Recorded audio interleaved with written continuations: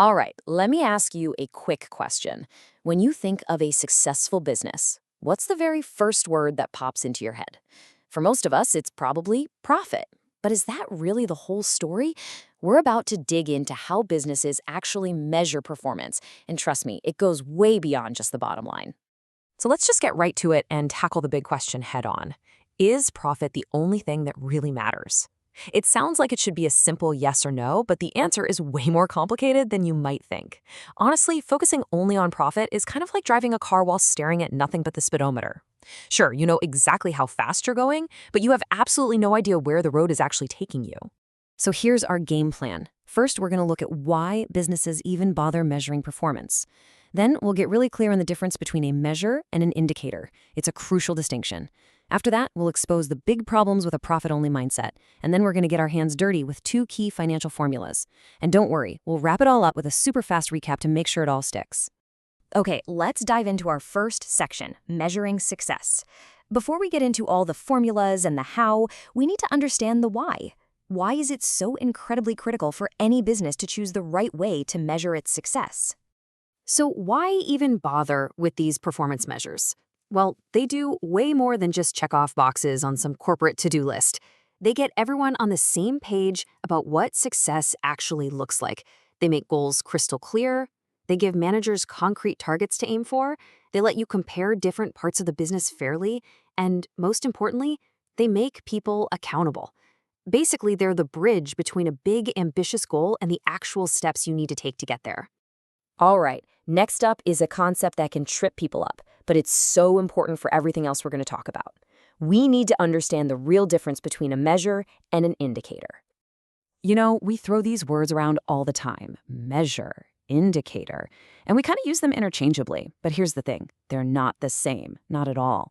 An indicator, it points to something. It's a signal, a sign. A measure, on the other hand, gives you a hard, solid number. It quantifies it. This makes the difference really obvious. Think about it. An indicator is like the stock market index. It gives you a vibe, right? It suggests a trend or the general feeling in the market. It's pointing you in a direction. But a measure is your actual, specific percentage rate of return on your own investment. It's a hard number. It's a specific value. So the indicator shows you the way, but the measure tells you exactly where you're standing. Let's make this super simple with our coffee shop. Imagine you walk past it and there's a huge line snaking out the door. That line, that's a fantastic indicator of success. It's a signal that screams, wow, this place must be popular. But the measure? That's the number on the till at the end of the hour, the exact number of lattes sold. See the difference? The indicator suggests success, but the measure quantifies it. Okay, so now that we've got the distinction straight, let's really dig into why just chasing financial measures like profit can be a pretty dangerous game for a business to play. This quote right here just nails the problem perfectly. If you're only chasing this quarter's profit, it can push managers to make decisions that look great right now, but can seriously damage the company's future. The big takeaway here is that a real solid strategy has to be sustainable. It's about the long game, not just a quick win. And that is exactly why the smartest businesses look beyond the profit and loss statement. These non-financial indicators, they're the building blocks for long-term health. Think about something like employee training. On paper, it just looks like an expense, right? But what is it really? It's an investment in skills, in morale, in innovation, all things that drive future profits. Or how about R&D? Pouring money into research might not pay off this quarter, but it's what builds a powerful brand and creates the new products that will be your competitive advantage for years to come. Looking at these gives you a much healthier, more complete picture of the business. All right, time to roll up our sleeves and get practical. We're going to break down two of the most important financial measures you will ever come across, and I promise we'll keep it simple.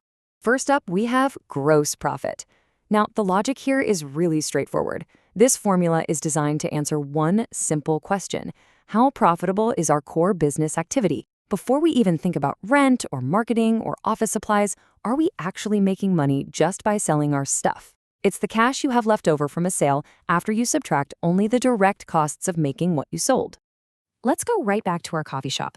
The price you charge for a latte, that's your net sale. The cost of the coffee beans, the milk, and the paper cup, that's your cost of goods sold. The difference between those two numbers is your gross profit for that one latte. It's really that simple. But, and this is a huge but, a real exam tip, You have to be careful. Just looking at that raw profit number can be incredibly misleading. Why? Because of something called the size problem.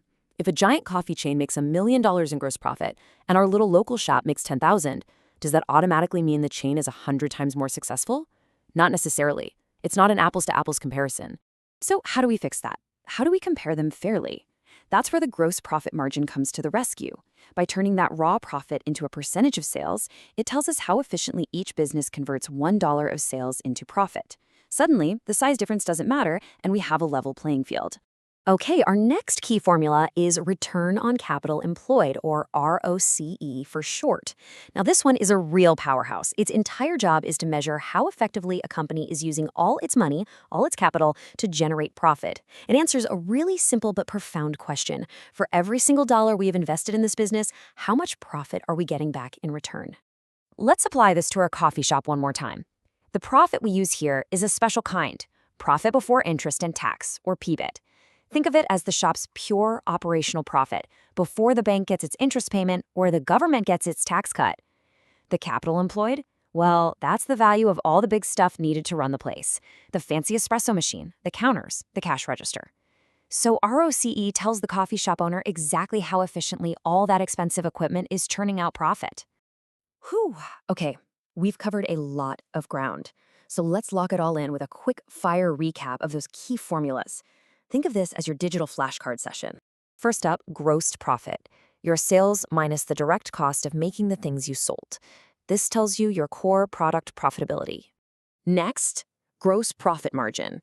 This turns your gross profit into a percentage, and it's what lets you fairly compare businesses of different sizes. And finally, ROCE, or return on capital employed. This is the one that measures how efficiently all your investments are working to generate profit. So here's the big takeaway. True success is never measured by a single number. It's about combining solid financial measures with those crucial non-financial indicators to build a complete sustainable picture. Which leaves just one final question for you. Now that you have these tools in your toolkit, how would you measure the true success of a business?